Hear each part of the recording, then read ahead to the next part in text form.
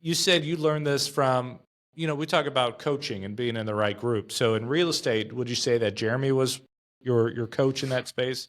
No, I would say Brian Kelsey. Do you know who Oh, Brian yeah. is?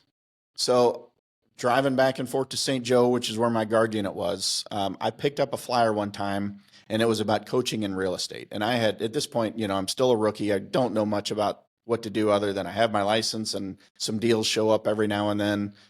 And I called Brian on the way home one time, driving, I got 4 hours of windshield time. So I called Brian, and Brian's first call, he's like, well, I'll give you a kind of a 30-minute coaching call. And he said, he went right into talking about lead generation. And I stopped him after about 5 minutes. I'm like, Brian, I appreciate what you're doing here, but I don't care about lead generation right now. All I care about is becoming a good real estate agent, because if I get a bunch of leads and I don't know how to take care of them, then what good is it? So I still remember that Brian tells the story. He's like, he stopped. He's like, Chad, nobody's ever asked me to do that before. Everybody just wants to talk about lead generation.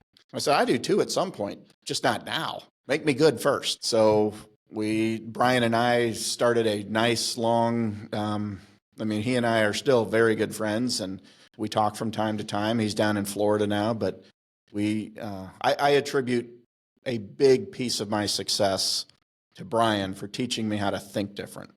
That's the one thing I think that, most real estate agents, I think it's just the same stuff over and over and over. Brian teaches you how to challenge everything. And that's kind of what I think that's what I do now, is challenge people and challenge my team and get them to think better. And when we talk about who to hire, it's like, I don't care about experience. I want somebody that's a good thinker. I want somebody that can work through a situation, somebody that's, you got something very challenging going on. How do you get through it? Like, I don't want to do this traditional stuff everybody does. Let's be different. When we talk stats and statistics and data, I don't want to say what everybody else says.